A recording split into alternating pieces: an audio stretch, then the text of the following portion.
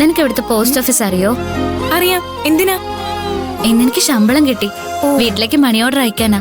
Post office എവിടെയാണെന്ന് അറിഞ്ഞിരുന്നെങ്കിൽ നാളെ ജോലിക്ക് പോകുന്ന വഴി പൈസ അയക്കാലോ. ആദ്യത്തെ ശമ്പളമല്ലേ, ഭഗവാന്റെ മുന്നിൽ വെച്ച് പ്രാർത്ഥിക്കും. ചെറിയൊരു തുക ഭഗവാന് സമർപ്പിക്കുകയും വേണം. എടുത്തു വെച്ചാ മതി.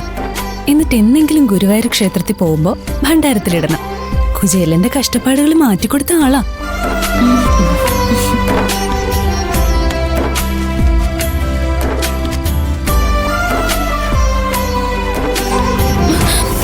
അയ്യോ, അതവിടെ പോയി. എന്താ പാറു? ശമ്പളം കിട്ടിയ പൈസ ഞാൻ ഇതിലാ വെച്ചത്. ഇപ്പൊ കാണുന്നില്ല. കാണുന്നില്ലേ? എവിടെ പോവാനാ? ശരിക്കും നോക്ക്. ഈശ്വര, എന്റെ പൈസ മീര ഞാൻ ഇതിലാ വെച്ചത്. ഐഷ, എന്റെ ശമ്പളം കിട്ടിയ പൈസ കാണുന്നില്ല. നീ ഒന്ന് ടെൻഷൻ അടിക്കാതിരിക്ക. ഇവിടെ എവിടെയെങ്കിലും തന്നെ ഉണ്ടാവും. വച്ച സ്ഥലം നീ മറന്നു പോയതാവും. ഐഷ, വാ നോക്കാം.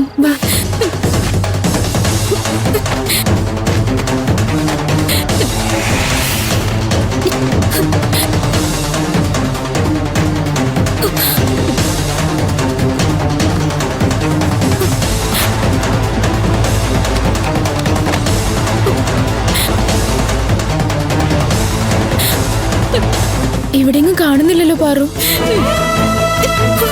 15,000 രൂപയുണ്ട്. നടു ഒടിഞ്ഞ ജോലി ചെയ്തതിന് എനിക്ക് കിട്ടിയ ശമ്പള. അതെവിടെയാ പോയത് എന്റെ ഈശ്വര? പാർവതി, ആദ്യം നിന്റെ കരച്ചിലൊന്ന് നിർത്ത്. എന്നിട്ട് സമാധാനായിട്ടൊന്ന് ഓർത്തു നോക്ക്. ഗാർമെന്റ്സിൽ തന്നെ നീ എവിടെയെങ്കിലും വച്ചിട്ടുണ്ടാവും. അത് നീ മറന്നുപോയതായിരിക്കും. നീ ശരിക്കും ഒന്ന് ഓർത്തു നോക്കിയേ. ഇല്ല മീര, അവിടെ എവിടെ ഞാൻ വച്ചിട്ടില്ല. പൈസ എണ്ണി നോക്കിയിട്ട് ഇതിൽ തന്നെ ഞാൻ വച്ചത്. വരുന്ന വഴിക്ക് റൗഡികളുമായി എന്തോ പ്രശ്നം ഉണ്ടായെന്ന് നീ പറഞ്ഞില്ലേ?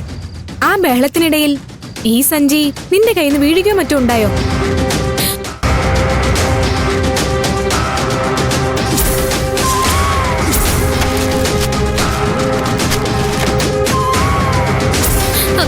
സഞ്ചി താഴെ വീണിരുന്നു. പക്ഷെ ഞാൻ അപ്പൊ തന്നെ ഓടിപ്പോയി എടുത്തു. അപ്പോഴെല്ലാം എന്റെ പൈസ സഞ്ചി തന്നെ ഉണ്ടായിരുന്നു. അതിനുശേഷം ആ കാശ് എവിടെയെങ്കിലും കളഞ്ഞുപോയോ? ശരിക്കൊന്ന് ഓർത്തു നോക്ക്. കൈലാസ് സാർ എന്നെ രക്ഷിക്കാൻ വന്നത് എനിക്ക് ഓർമ്മയുണ്ട്. കൈലാസ് സാറിന് പരിക്ക് പറ്റി ഹോസ്പിറ്റലിലോ ഓട്ടോയിലോ തിരിച്ചു വരുന്ന വഴിയിലോ എവിടെയോ എന്റെ പൈസ കളഞ്ഞു പോയി. എനിക്ക് ഓർക്കാൻ പറ്റുന്നില്ല. ഇങ്ങനെ കരയല്ലേ പാർവതി? ആ കാശ് നഷ്ടപ്പെട്ടിട്ടൊന്നും ഉണ്ടാവില്ല പാർവതി. അത് നിനക്ക് തിരിച്ചു കിട്ടും. ദൈവം എന്തിനെപ്പോഴെപ്പോഴും എന്നെ ഇങ്ങനെ ശിക്ഷിക്കുന്നത് മീര? സുന്ദരേശൻ പലിശക്കാശ് ചോദിച്ചു വരും. എന്റെ മണി ഓർഡർ വരുന്ന പ്രതീക്ഷിച്ചിരിക്കായിരിക്കും അച്ഛനും അമ്മയും ചേച്ചിയും. എല്ലാവരുടെയും മുന്നില് എന്റെ അച്ഛൻ നാണം കെട്ട് നിന്നതാ. വീണ്ടും അതുപോലെ നിൽക്കേണ്ടി വന്നോ? എന്റെ അച്ഛനത് സഹിക്കാൻ പറ്റില്ല. അമ്മയ്ക്കും ചേച്ചിക്കും ഒന്നും സഹിക്കാൻ പറ്റില്ല. ഇനി ഞാൻ എന്താ ചെയ്യാം?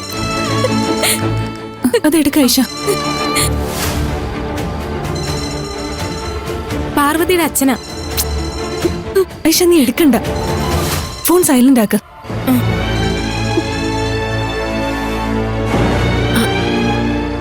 എന്താ അച്ഛാ? പാറു ഫോൺ എടുക്കുന്നില്ല. ഒന്നുകൂടെ വിളിച്ചു നോക്ക്. അച്ഛൻ വീണ്ടും വിളിക്കും. എന്റെ അച്ഛനോട് ഞാൻ എന്താ പറയാ? അയ്യോ, അച്ഛൻ തന്നെയാ. ഫോൺ ഓഫ് ചെയ്. വേണ്ട, എനിക്ക് എന്റെ അച്ഛനോട് സംസാരിക്കണം. ഈ അവസ്ഥയിൽ നീ എന്താ പറയാ പാർവതി? അതൊന്നും എനിക്കറിയില്ല. പക്ഷെ എനിക്ക് എന്റെ അച്ഛനോട് സംസാരിക്കണം. ഫോൺ താ. ഹലോ അച്ഛാ. മോളെ, അച്ഛ സ്പീക്കറിലിട്. മോളെ പാറു, ആദ്യം വിളിച്ചപ്പോ നീ എന്താ ഫോൺ എടുക്കാഞ്ഞേ? അച്ഛാ, നിന്റെ ശബ്ദമൊക്കെ മാറിയിട്ടുണ്ടല്ലോ. എന്താ മോളെ, എന്തെങ്കിലും വയ്യായി ഉണ്ടോ? ഒന്നുമില്ല അച്ഛാ.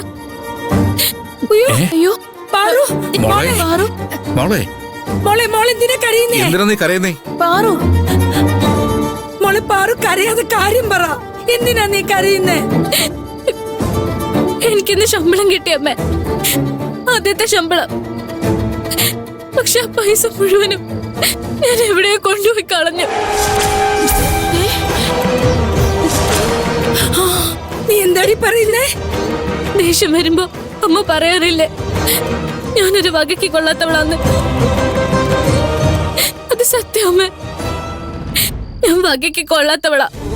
മോളെ കിട്ടിയ ശമ്പളം പോലും സൂക്ഷിക്കാൻ അറിയാത്ത വിവരം കിട്ടവളാ.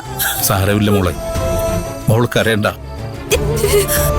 വീട് സുന്ദരേശം കൊണ്ടുപോയിട്ടും നമ്മൾ പിടിച്ചു നിൽക്കുന്നില്ലേ? അതിലും വലുതല്ലല്ലോ ഇത്. സുന്ദരേശന് പലിശ കൊടുക്കാനുള്ള കാശ് അച്ഛൻ ഉണ്ടായിക്കോളാം.